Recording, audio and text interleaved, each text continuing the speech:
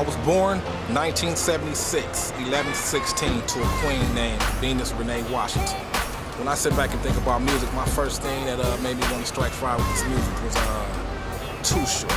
I heard a song about Too Short. It had a whole lot of curse words I had to hide and cut, and also Slick Rick, you know. And I was going to Washington Junior High School. That was my first time in the 6th grade ever performing Life Is Too Short, you know. So that made me want to pick up a pen and say my story, you know what I'm saying? And pick up that pen and shed the ink, and that was the best way that I could, you know, say what I wanted to say and put it through like if I was a preacher. So I'm looking at it like if I'm the speaker, if I got a big audience, this is what I want to say. So that's what really grabbed me. I was actually pop locking, because I pop lock good in the mug. So breaking was out on Beach Street, so I was more into just pop locking, ticking, arm waves and all that, you know what I'm saying? The music scene hit me about 88, where I was like, you know what, this is what I want to do. I want to be the one behind the mic, behind the scene, rapping it to the beats, you know what I'm saying? And that was it.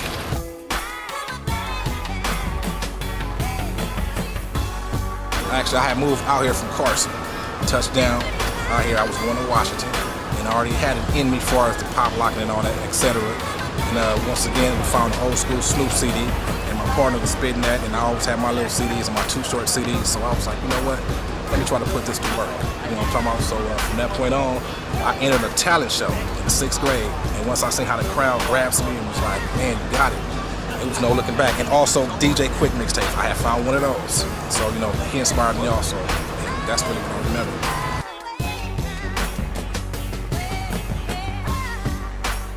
I seen the Deep Cover video, and once again, a brother from my city, Snoop, he came out. I'm like, if he can do it, I know we can do it. I mean, there's a whole world out there, you know what I'm saying? So I just really just took it all into consideration and just tried to make it pop. But the biggest thing between 90 and 93 was Dr. Dre and Snoop.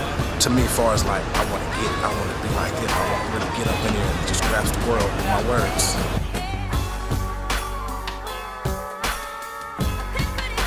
We hooked up with Lil Hab there, and he gave us a chance, so me and my partner Ammo, we walked to his house.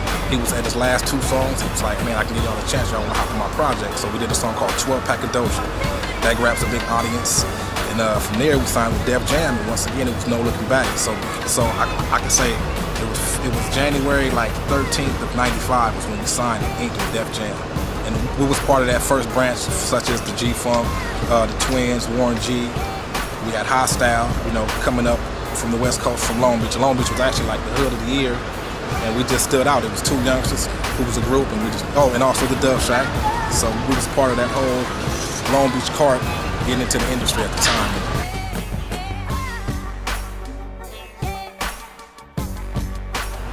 He seen something that nobody else saw, and like he wanted to make us the West Coast Outcasts. He just kept telling us, how can I make you guys like Outcasts, but a little bit different? And so, you know, by us being young at the time and hungry with all the energy that we had, you know, he had seen a little spark from there, and we just took flight and ran with the words that he gave us, the wisdom, knowledge, and understanding on how to really get it. And hey, to this day, I've been on it.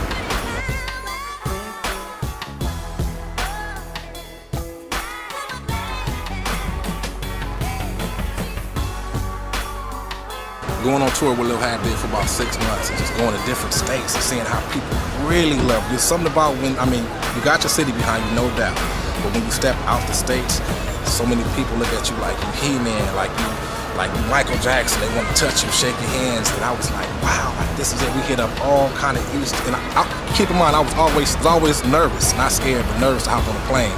I'm like, forget it. If this is a chance that I got, you know, Lord bless me, put me in a situation, let me take it. So we were flying to Atlanta, we'd come back to Oakland, then we'd fly to Washington. I'd be like, can we hit up Washington while we're in Atlanta? It was like, no, the schedule was this. So rocking with Lil Hab there really opened my eyes and showed me different parts of the world, you know, and how they appreciate good music. I was into more like Tupac, Biggie, and just listening to them rock, you know, and then there was a lot of controversy with just hip-hop St. Pierre. So I was like, I'm gonna represent the beach, and this is what I'm gonna be on, and whoopie whoop whoop. And we actually got off of Def Jam in '98 in Long Beach City College.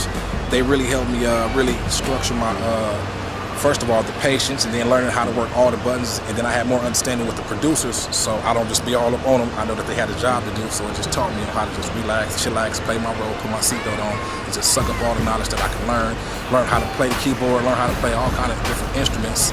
And yeah.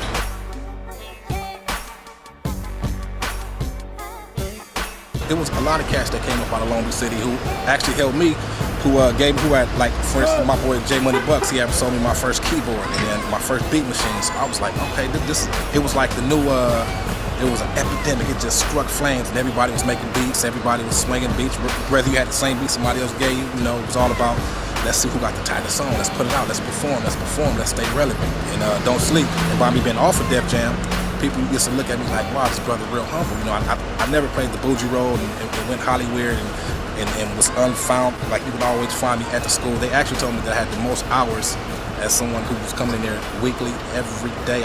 Right after my classes, I stayed at school until it was closed.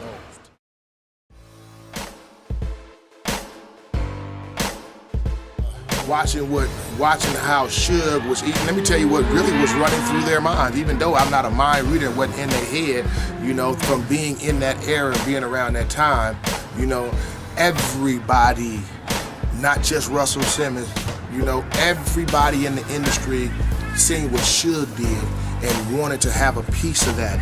You know, they wanted to have a piece of that powerhouse that was West Coast gangster rap that had just hit the scene and exploded in a whole new way.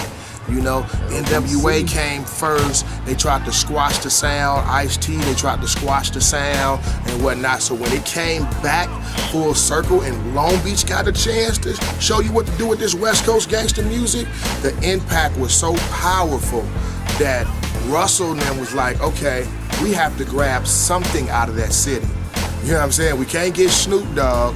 You know, fortunately for him, Warren G and Suge didn't see eye to eye at that time. You dig what I'm saying? So Warren G decided, I can be my own man, I can be my own boss, I'm gonna go off and find my own situation, and Russell Simmons jumped on opportunity. You know, but he also had signed a label deal with Greedy Greg because Greedy Greg had Domino signed over there, you know what I'm saying? So he was like everybody else that was trying to get a piece of Long Beach. Priority was, Jive was, the group Folsom ended up signing over here somewhere, you know what I'm saying? It was a bunch of people with deals. Yeah, Tav did it, signed the Priority, you know, C-Style had worked out a deal with, first Crooked Eye was on Capitol, then he was on New Tribe, so everybody was just in Long Beach like this was the recruiting station, you know, for the hot new talent, and they just all came set up shop here, all the A&Rs, and they just wanted a piece of it. So Russell Simmons just happened to have the influence of his Def Jam imprint to be able to say, oh, well, I'm not gonna just snatch one Long Beach artist, I'm gonna snatch multiple. I'm gonna snatch multiple and I'm gonna capitalize on, I'm gonna get the Twin, Five Footers, I'm gonna have Warren G, like I said, Domino, I'm gonna have the Dove Shack, you know what I'm saying? He ended up snatching all of us up, you know what I'm saying, and making us really the focal point of his Def Jam West imprint. What was going on with me was, you know, Chow Time, Yard Time, Yard Down, you know, Court, Marconi, it's your last three, you know what I'm saying? You know, so for y'all, you know, y'all know what I'm talking about. You know what I'm saying? That's what was going on for me. So at that time, television and radio was a real focal point for me because I was outside the mix.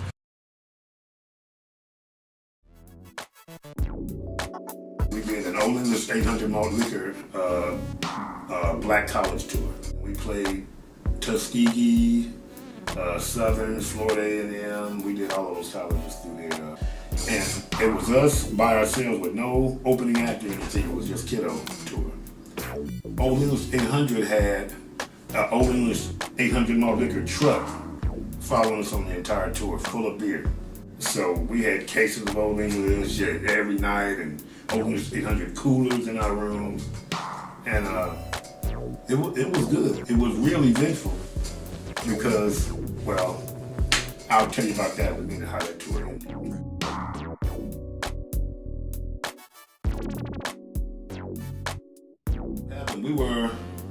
When we went on tour with George Clinton, we were opening act. And we were opening act for the Atomic Dog Tour in 1983. And we did the entire West Coast. We started in Phoenix, Arizona, and went from there to San Diego and all the way up to Seattle. Being out with them, it was just non-stop party, 24/7.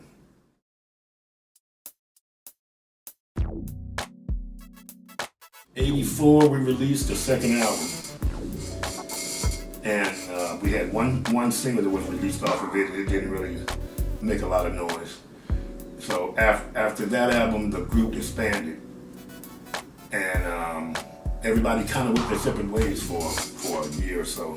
And then we came back together in '85 and we did a couple of local dates.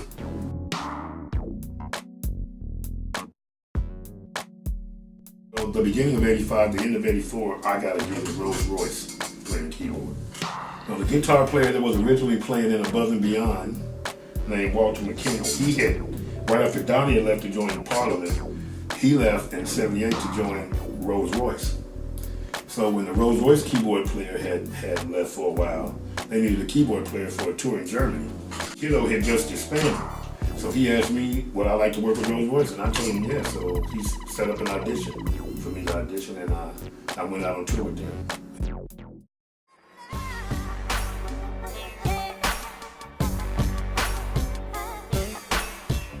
But at that time, I ended up moving to Northridge, and I signed with this label called Y2G.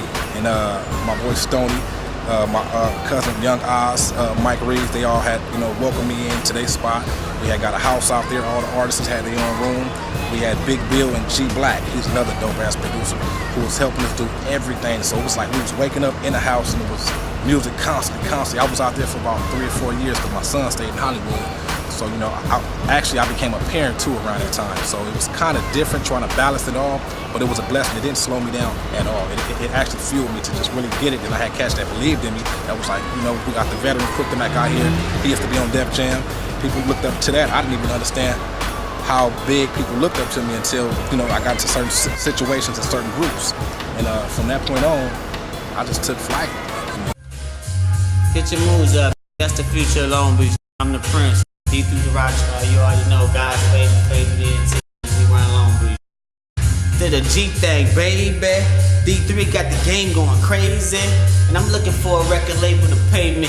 Aftermath G Unit, Doggy Style, or Shady Bill, cause I know I'm worth $2 million. Cause the dude too real with true musical skills. I've been patiently waiting, but I'm losing my chill. If I don't sign by next year, I'm through with this field. Cause I'm the best thing rapping that happened to the West Coast since Pac bailed out with Suge signing the death row. You're now living to the freshest rapper alive. GF, God's favorite rapper is I. Even after I die, I be in the Fat Five with Jay-Z, Eminem, 50 Cent, and Nas. Can't forget my nigga Drake or Lil Wayne. Tiger, Nip, Hustle. Can't forget the game. The whole Diamond Lane, TDE be doing it. T.I., Young Buck, Young Jeezy, and Ludacris. Who I miss? Menace, AV, and Dom Hay. Wale, Rose, can't forget Meek Mill. The street feel real. This hip-hop's Andre. Game to sustain the streets. Cause you sustain the heat. Cause on beats, I remain the beast. And Long Beach, you gotta remain D3. I'm so shady.